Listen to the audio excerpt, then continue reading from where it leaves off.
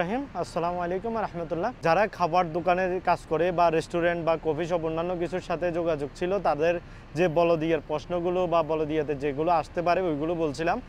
এখন অনেকজনের বিভিন্ন জনে আমাকে মেসেজ করছে কি, যারা মেসেজ সেন্টারে স্প্রাতে যারা খাবার দোকান সম্পর্কিত বাইরের জন্য আলাদা বলদিয়া, তাদের জন্য যে বলদিয়ার যে গাইডলাইনটা বা অন্যান্য যে আপনার স্বাস্থ্যবিধির যে যারা মেডিকেলে কাজ করে তাদের যে স্বাস্থ্যবিধির যে বলদিয়াটা তা হচ্ছে সম্পূর্ণ ভিন্ন।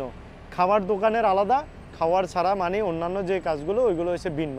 ওইগুলো নিয়ে আমি এক পিডিএফ লাগবে, বইটা লাগবে, আমাকে মেসেজ দিতে পারেন। স্ক্রিনে দেখানো নাম্বারে আপনি মেসেজ দিলে, হোয়াটসঅ্যাপ করলে আমি পিডিএফটা আপনাদেরকে দিয়ে দেবো। বই থেকে অবশ্যই আপনাকে পড়তে হবে এবং কি সেই সাথে গুরুত্বপূর্ণ প্রশ্নগুলো আমি আপনাদের জন্য দিয়ে দিলাম। আশা করি অনেকজনের উপকারে আসবে। Red cross first aid manual অনুসারে প্রাথমিক চিকিৎসার কিটের তালিকা করো। আপনাকে যে কোনো রেড ক্রসের যে বক্সটা থাকবে ওইটার তালিকা করার জন্য বলছে।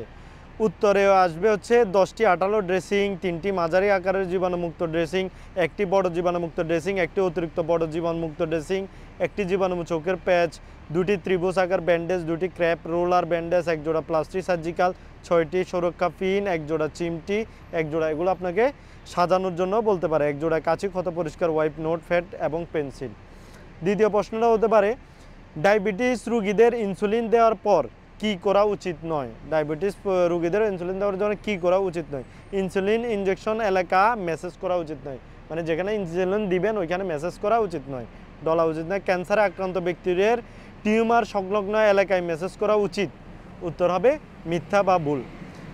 উচ্চ রক্তচাপ এলাকায় চাপ সংবেদনশীল কাজ করা এড়িয়ে চলুন। উত্তর হবে সত্য। উচ্চ রক্তচাপ যাদের আছে যে ওই এলাকায়, মানে অর্থাৎ আপনার উচ্চ রক্তচাপের এলাকায় চাপ সংবেদনশীল কাজ করা থেকে এড়িয়ে চলুন। গর্ভ অবস্থায় গর্ভবতী ব্যক্তিদের জন্য কি করা উচিত। উত্তর আরামদায়ক অবস্থান ব্যবহার করুন এবং পেটের চাপ এড়িয়ে চলুন।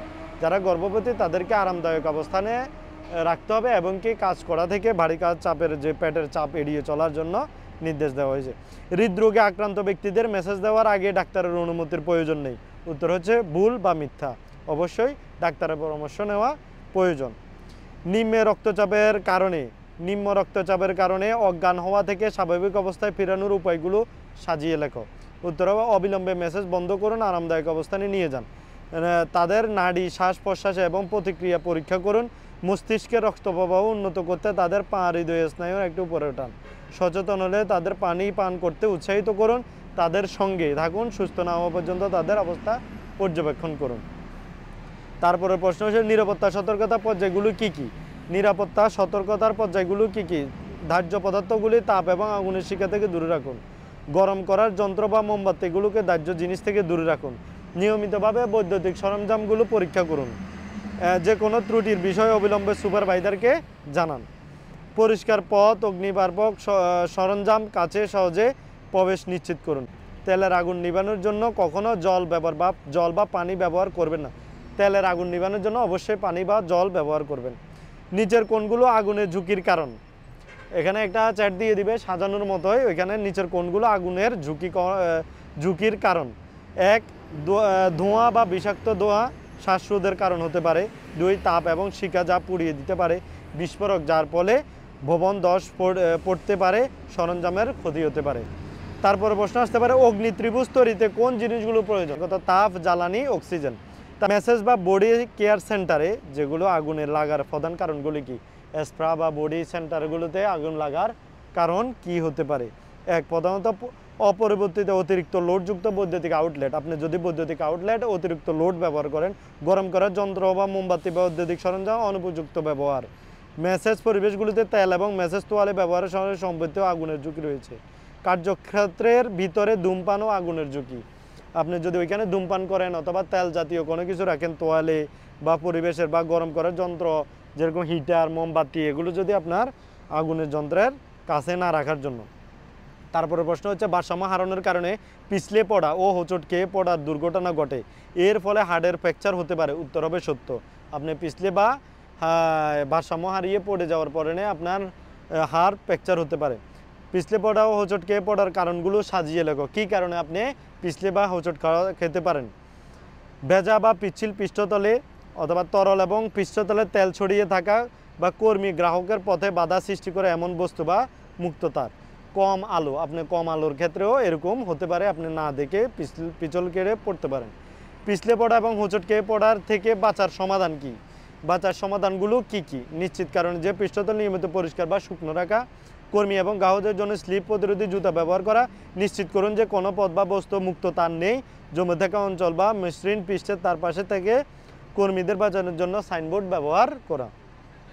তারপর প্রশ্ন হচ্ছে ত্বকে পোড়া ঘটনা এড়াতে ব্যবহারের আগে জলের তাপমাত্রা পরীক্ষা করার প্রয়োজন নেই। আপনি যদি গরম পানি হয় তাহলে ওই পানি কি তাপমাত্রা পরিমাপ করার দরকার নেই? উত্তর হবে মিথ্যা, অবশ্যই দরকার আছে, নাহলে আপনার ত্বক পুড়ে যেতে পারে। গরম তোয়ালে, তেল বা গরম পাথর এবং গরম জল ব্যবহার করার ফলে কি হতে পারে? শরীরের যত্ন কেন্দ্র, পোড়া, দুর্ঘটনা এবং ত্বকের ক্ষতি হতে পারে। তারপরে প্রশ্ন, গরম বাষ্পের সংস্পর্শে আসা মেসেজ এবং শরীরে যত্ন কেন্দ্র, পোড়া, দুর্ঘটনা ঘটতে পারে। উত্তর হবে সত্য।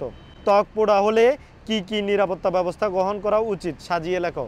উত্তর হবে আনুষঙ্গিক জিনিসপত্র এবং গরম সরিয়ে ফেলুন, গোটা অংশ ঠান্ডা করতে ঠান্ডা জল ব্যবহার করুন এবং আক্রান্ত স্থান থেকে 10 থেকে 20 মিটারের জন্য ঠান্ডা জল নিচে চলমান জলে আপনার হাত রাখুন। পুড়ে যাওয়া জায়গাটি ঢেকে দিন। ব্যথানাশক ওষুধ ব্যবহার করুন। যদি পুরো গুরুতর হয় তবে ডাক্তারের শরণাপন্ন হন। কি কারণে ত্বকের প্রদাহ বা ডার্মাটাইটিস হয়? ঘন ঘন রাসায়নিক পদার্থ সংস্পর্শে আসা বা বারবার রাসায়নিক পদার্থ দিয়ে হাত ভিজিয়ে দেওয়ার কারণে এটি হয়। আপনাকে প্রশ্ন আসতে হবে কী কারণে ত্বকের প্রদাহ বা ডার্মাটাইটিস হয়?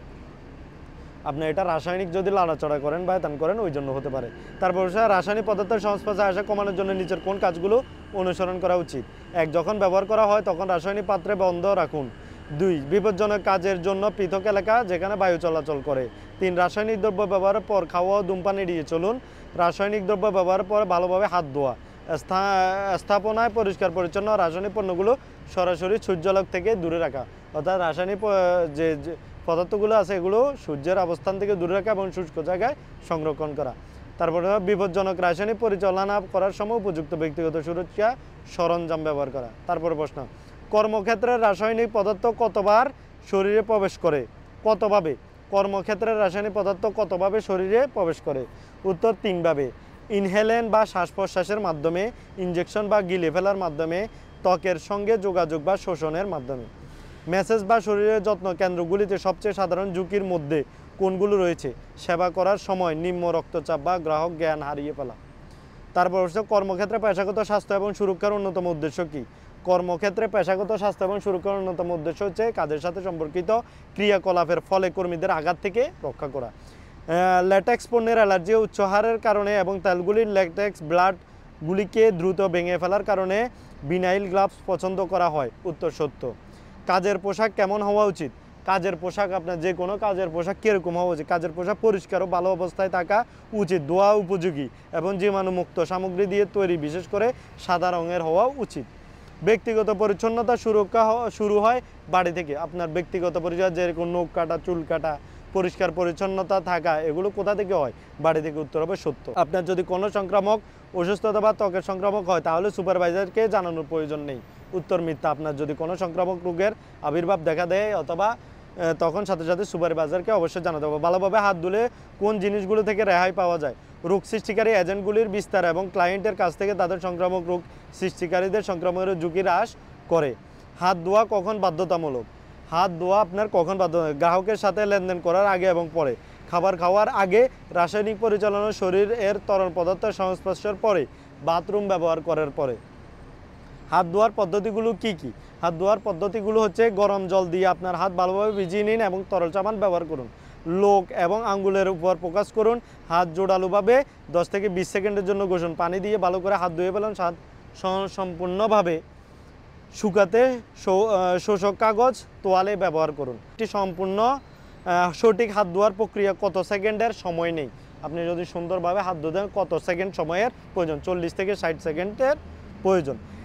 ভিনাইল বা ল্যাটেক্স উপাদান দিয়ে তৈরি গ্লাভস পরা পরিবর্তন করা কখন উচিত? উত্তর, কোনো যন্ত্রপাতি, সরঞ্জাম, পৃষ্ঠ দূষিত পর্যায় এবং অন্য ব্যক্তির রক্তে দূষিত পোশাক পরিচালনা করা, রক্ত বা সংযোজিত ত্বকের সাথে সম্ভাব্য যোগাযোগের পর, পরিষেবা প্রদান করা কোনো তরলের সাথে যোগাযোগের পর। সাধারণত পরিষ্কার করণের জন্য কত ডিগ্রি সেলসিয়াস পানি ব্যবহার করা হয়? সাধারণ পরিষ্কার করণের জন্য কত ডিগ্রি সেলসিয়াস? 45 ডিগ্রি সেলসিয়াসের পানির প্রয়োজন হয়। জীবাণুমুক্তকরণ পানির তাপমাত্রা কত হতে হবে? মানে আপনার জীবাণুমুক্ত চলে যাবে কত ডিগ্রি সেলসিয়াসের মধ্যে? 82 ডিগ্রি সেলসিয়াসের মধ্যে। নির্বীজনের তাপমাত্রা কত হতে হবে? 160 ডিগ্রি সেলসিয়াসের ওভেনের নির্বীজন এর তাপমাত্রা হতে হবে। নির্বীজন পদ্ধতির কাজ কি? নির্বীজন হলো সমস্ত দূষিত অণুজীব নির্মূল করার যন্ত্রপাতি এবং সরঞ্জামগুলির ব্যবহার প্রক্রিয়া তাপ ব্যবহার করে অন্যান্য নির্বীজন পদ্ধতির মাধ্যমে সম্পূর্ণ মুক্ত করা। জীবাণুনাশক হলো রাসায়নিক পদার্থ বা অনুযায়ী নির্মূল করতে ব্যবহৃত হয়। উত্তর সত্য। হাতের সংস্পর্শে আসা প্রতিটি পৃষ্ঠগুলি ব্যবহারের পরে জীবাণুমুক্ত না করলে চলবে। উত্তর মিথ্যা। হাতের সংস্পর্শে হাতের দরজা যে কোনো কিছু, হাতল যে কোনো কিছু আপনার সংস্পর্শে আসলে অবশ্যই আপনাকে এটা জীবাণুমুক্ত করতে হবে। সঠিক এবং কার্যকর ব্যবহার নিশ্চিত করতে নির্বীজন এবং জীবাণুমুক্তকরণের জন্য প্রস্তুতকারী নির্দেশনাবলী এবং শিল্প নির্দেশনা অনুসরণ করা অপরিহার্য। উত্তর সঠিক। যন্ত্রপাতি সরঞ্জাম এবং জীবাণুমুক্ত করার জন্য কার্যকর জীবাণুমুক্ত প্রক্রিয়ার তাপমাত্রা কমপক্ষে কত ডিগ্রি সেলসিয়াস হওয়া উচিত? কমপক্ষে 71 ডিগ্রি সেলসিয়াস হওয়া উচিত। অটোক্লেভে বাষ্প ব্যবহার করে যন্ত্রপাতি সরঞ্জাম পৃষ্ঠগুলি নির্বীজন করার জন্য কত ডিগ্রি সেলসিয়াস কত মিনিটের জন্য রাখতে হয়? অটোক্লেভে আপনার নির্বীজন করার জন্য 121 ডিগ্রি সেলসিয়াসে 15 থেকে 30 মিনিটের জন্য রাখতে হবে। হাত স্পর্শ এড়াতে এবং রোগ সৃষ্টিকারী এজেন্টগুলোর বিস্তার রোধ করতে পায়ুচালিত বর্জ্য ব্যবহার করা, অর্থাৎ আপনার ডাস্টবিন যেগুলো থাকবে, ডাস্টবিন অবশ্যই হাত দিয়ে ধরবেন না, পা দিয়ে ব্যবহার করার এগুলো থাকতে হবে। সত্য। জনস্বাস্থ্য হলো স্বাস্থ্যের উপর পরিবেশগত, সামাজিক, অর্থনীতি এবং জিনগত প্রভাব বিবেচনা করে ব্যক্তি, পরিবার এবং সম্প্রদায়ের স্বাস্থ্যের উপর একটি ব্যাপক ও সম্মানিত দৃষ্টিভঙ্গি। উত্তর হবে সত্য। ম্যাসাজ এবং শরীর যত্ন কেন্দ্রের মধ্যে সম্ভাব্য স্বাস্থ্য ঝুঁকিতে কারা অন্তর্ভুক্ত রয়েছে? গ্রাহক এবং কর্মীদের মধ্যে, গ্রাহকের নিজেদের মধ্যে, কর্মীদের নিজেদের মধ্যে রোগ সংক্রমণ হতে পারে। রাসায়নিক এবং বিপদের অন্যান্য উৎস সরাসরি পরিচালনাকরণের কর্মীদের পেশাগত স্বাস্থ্য ঝুঁকি হতে পারে। কর্মীদের জন্য সম্ভাব্য পেশাগত আঘাত হতে পারে। বিশেষভাবে সত্য যদি শ্বাস নেওয়া এবং কথা বলার সময় শ্বাস প্রশ্বাসের ফোঁটা ছড়িয়ে পড়ে তাহলে গ্রাহক এবং কর্মী দুজনের শ্বাস প্রশ্বাসের সংক্রামক হতে পারে। উত্তর সত্য। ম্যাসাজ এবং শরীর যত্ন কেন্দ্র স্বাস্থ্য কার্যক্রমের প্রয়োজনীয়তা কী কী?